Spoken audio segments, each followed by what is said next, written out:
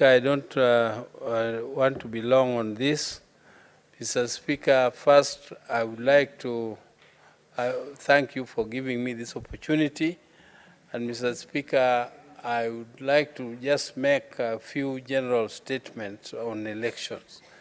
Mr. Speaker, an electoral process has gone through very long history in our country.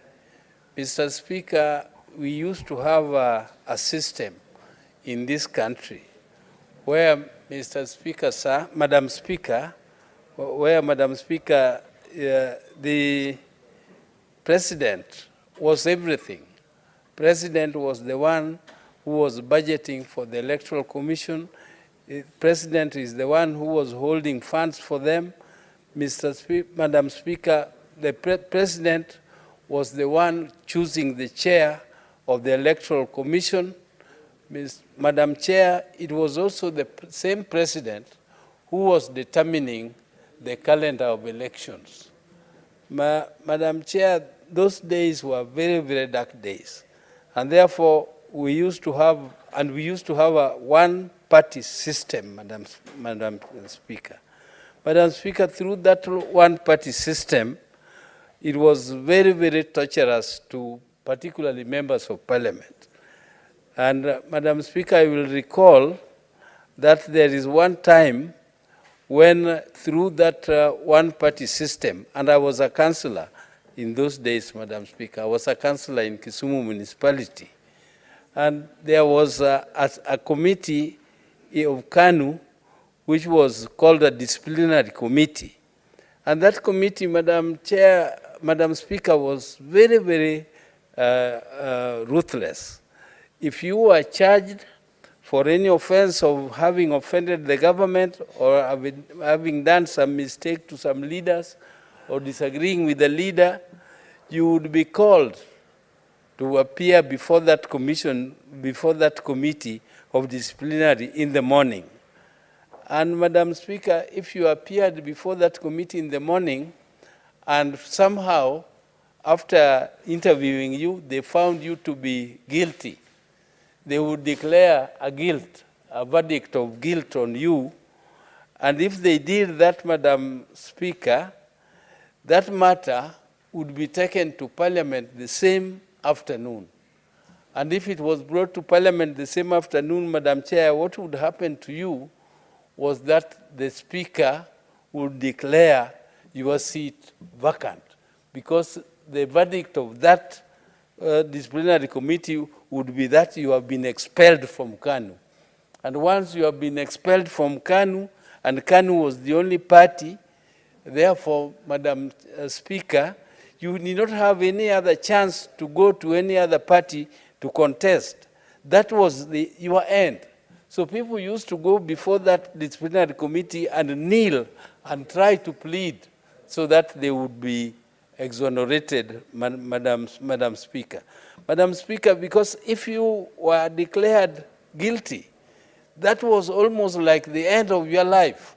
It was the end of everything that you had planned in your whole life, Madam Speaker. Madam Speaker, I recall one very powerful minister from Western Kenya appeared and was almost crying before that disciplinary committee, Madam Chair, because if that happened, your seat is declared vacant, it is taken to the Electoral Commission. The Electoral Commission would then declare that seat vacant and announce the date for the elections. The date for the elections would be maybe in a month's time, and within 1 month, Madam Speaker, I can tell you, there would be another member of parliament here. Because KANU would only nominate one candidate for that seat, because KANU had discretion to nominate more than one candidate for one seat. But if they decided to nominate only one candidate, that one candidate will present his papers on the appointed date, and the returning officer was the DC. The DC will declare that the seat has been won unopposed, and but once it is declared unopposed, Madam Speaker, the there will be a new member of parliament before 1 month expires, Madam Speaker. And that would be the end of you, because there was no any other party. Madam Speaker, since those days, this country has gone through a revolution. It has gone through a revolution, through a lot of struggle.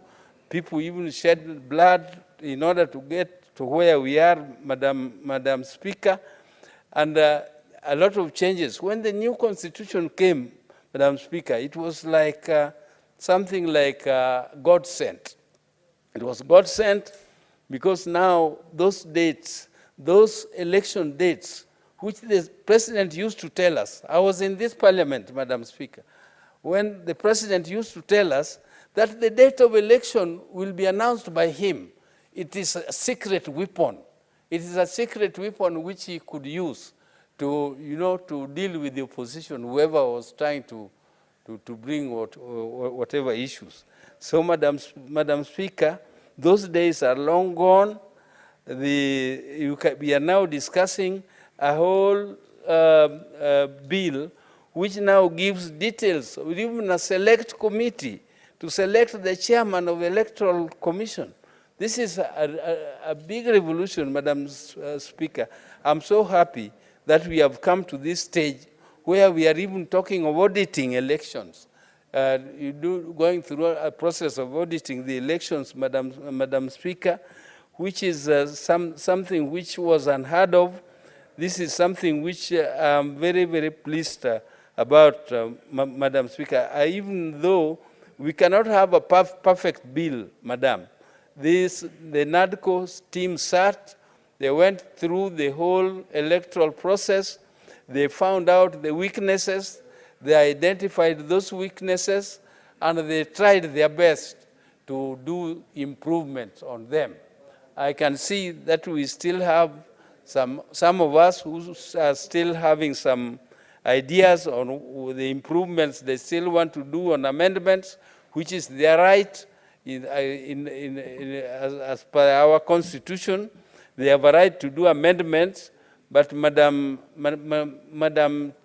Speaker, I hope that the amendments which will be made at the committee stage will not be those amendments which will dilute this bill and take us back again to some dictatorial regimes where we are going to go back again to some powers deciding who is going to be our chairman of the Electoral Commission, who is going to be the commissioners, and so on. Because now details have been made on how a selection committee will be selected, and I hope, Madam Speaker, that these improvements which have been suggested here will be for the good, and we shall never have a situation where we go back again to the situation of 2007, where people start fighting again. Senator Oburu, would you like to be informed by Senator Mungatana? Yes. Okay. Senator Mungatana. Madam Mungatana can.